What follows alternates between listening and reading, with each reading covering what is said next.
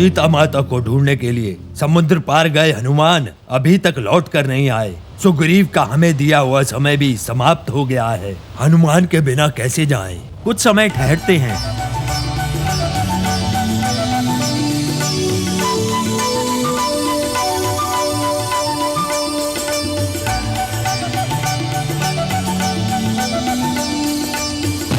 आहा, हनुमान आ गए। अवश्य ही वो शुभ समाचार लेकर आए होंगे। सुग्रीव, प्रभु, सीता को ढूंढने के लिए तुमने उत्तर, दक्षिण, पूर्व, पश्चिम चारों दिशाओं में अपने वानरों को भेजा है, परंतु वो कहीं भी नहीं मिली। और दक्षिण दिशा में गए हुए हनुमान, अंगद और जामवंत का भी कोई समाचार नहीं आया है। इसीलिए मैं चिंतित हो रहा हूं कि हनुमान, अंगद, जामवंत जैसे महान योद्धा अभी तक क्यों नहीं लौट पाए। हाँ भैया, सुग्रीव ने जो समय दिया वो आज समाप्त हो रहा है, किंतु अभी तक उनकी कोई जानकारी नहीं है। हाँ लक्ष्मण, अनेक प्रकार की चिंताएं मेरे मन को घेर रही हैं, जैसे कि कहीं ये सभी किसी संकट में ना फंस गए हों, या कहीं किसी असुर ने अपनी मायावी शक्तियों से इन्हें बंदी ना बना लिया हो। कुछ भी हो सकता है। यह भी हो सकता है कि विशाल समुद्र में सारे के सारे वानर डूब गए हों, या हो सकता है कि सीता का पता ना चलने पर ये सभी लोग मेरे सामने आने से भयभीत हो रहे हों। प्रभु, वो देखिए, हनुमान जी आ रहे हैं। मुझे विश्वास है कि वो देवी के बारे में कोई अच्छा समाचार सुनाएंगे। देखा देखा, मैंने पतिव्रता को देखा, मैंने माता सीता को देखा प्रभु, मैंने माता सीता को देखा। कठिन तपस्या करने वाली मेरी माता को मैंने अपने आंखों से देखा प्रभु। माता सीता देवी को मैंने अच्छी तरह देखा प्रभु। माता सीता के चेहरे के तेज को, उनके दमकते हुए मुखमंडल को मैंने देखा प्रभु। असुरों के प्रदेश में रहने के पश्चात भी आपका नाम जपते हुए मैंने अपनी माता को देखा प्रभु। माता सीता ने मुझे आशीर्वाद दिया प्रभु। मैं धन्य हो गया प्रभु, मैं धन्य हो गया प्रभु, मैं धन्य हो गया। हनुमान, तुमने मेरी सीता को देखा? कैसी है वो? क्या कहा उसने? संपूर्ण जगत की रक्षा करने वाले मेरे प्रभु, आपका ये सेवक हनुमान कई योजन समुद्र लांघकर रावण की सोने की लंका में गया, और वही लंका में मैंने अपनी माता सीता को देखा मेरे प्रभु। हनुमान, सीता अभी कैसी है? एक तपोमूर्ति की तरह संपूर्ण खुशियों को त्याग कर दिन रात आपको याद करके, और प्रभु एकाग्रचित्त होकर आपको याद कर रही है। किंतु प्रभु, उनकी आंखों में एक पतिव्रता की रोशनी तांडव करती दिखाई दे रही है प्रभु, तांडव करती दिखाई दे रही है। हनुमान, क्या असुरराज रावण भाभी से कोई दुर्व्यवहार कर रहा है? प्रभु लक्ष्मण, दुष्ट चाहे कितना भी प्रयास क्यों न कर ले, वो अग्नि को नहीं छू सकता। इसी तरह रावण भी माता सीता के समीप भी नहीं जा सकता। और बताओ हनुमान। प्रभु, उस असुर रावण ने माता सीता को लंका नगरी में अशोक वन में रखा है। मैं वही माता से मिला था। जब मैं वहां एक वृक्ष पर बैठकर माता सीता से छुपकर मिलने का अवसर देख रहा था, तब वो दुष्ट रावण वहां आया था। देवी के साथ कहीं उसने कोई दुर्व्यवहार तो नहीं किया ना? नहीं।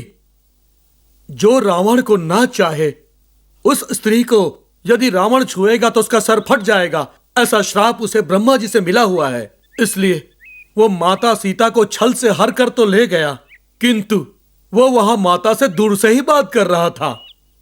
सीता ने क्या किया?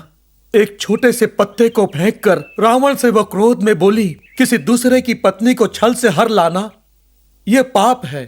तुमने जो कृत्य किया वो उचित नहीं है। इसलिए मेरी बात मानो और मुझे मेरे स्वामी को सौंप कर उनसे अपने पाप की क्षमा मांग लो। मेरे स्वामी बहुत ही दयालु हैं, तुम्हें क्षमा कर देंगे। ये सुनकर रावण क्रोध में वापस चला गया। परंतु उन असुरों के मध्य से होते हुए तुम सीता तक कैसे पहुंचे हनुमान? ये सब तुमने कैसे किया? प्रभु, महेंद्र पर्वत से कूदकर और आपको मन में स्मरण करके मैं आकाश मार्ग से होता हुआ लंका पहुंचा, तथा वहां पहुंचने के बाद रावण के महल से लेकर साधारण से साधारण घर में माता सीता को ढूंढा। अंत में अशोक वन में माता सीता को आपकी याद में आंसू बहाते देखा।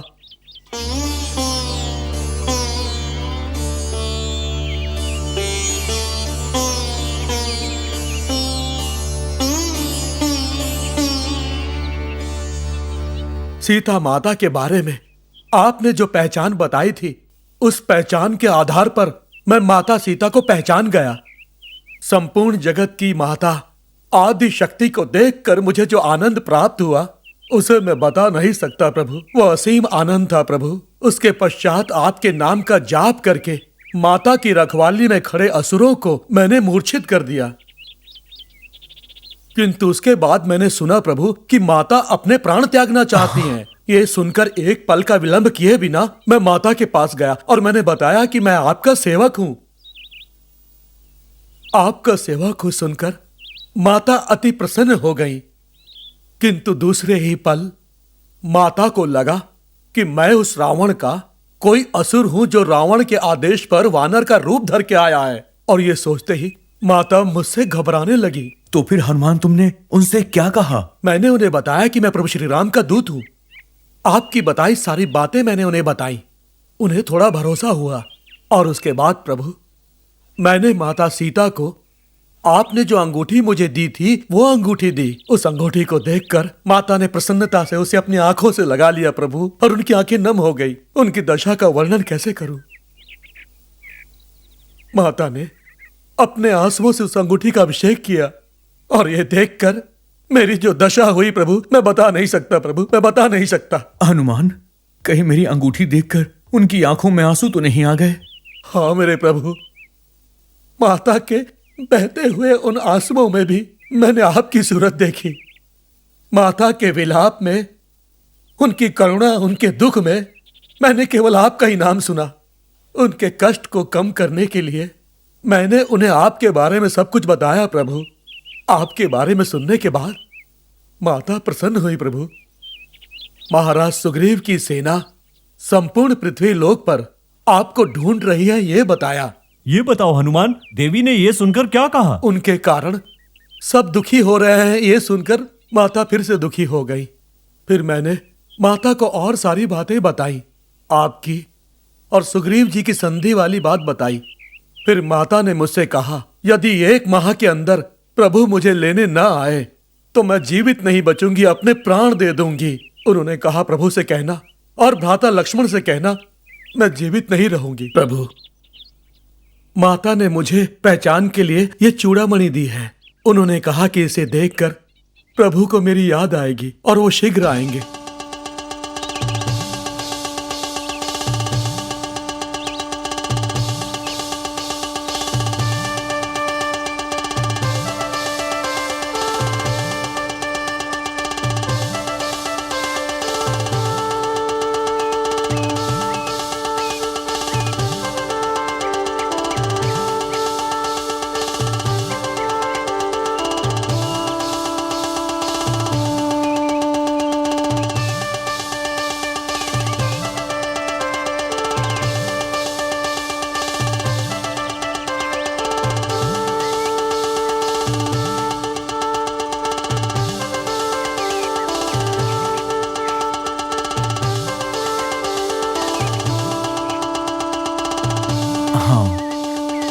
ये चूड़ामणि सीता की ही है लक्ष्मण।